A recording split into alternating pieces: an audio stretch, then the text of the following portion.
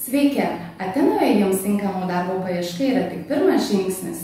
Esame čia tam, kad padėtume jums visame karjeros kelyje. Šiandien parodysime, kaip galite lengvai versti balsą iš užsienio kalbų savo telefone. Der Pflegedienst wird vorbeikommen, um den Verband zu wechseln. Der Pflegedienst wird vorbeikommen, um den Verband zu wechseln.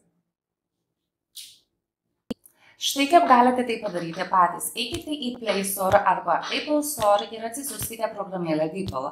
Kai norite įrašyti savo balsą, tiesiog bakstelkite mikrofoną ir suteikite programėlę leidimą įrašinėti. Galite pasirinkti kalbos nustatymo parinktį, tačiau jei nustatysite balsų, kurį norite išversti kalbą, programa veiks geriau.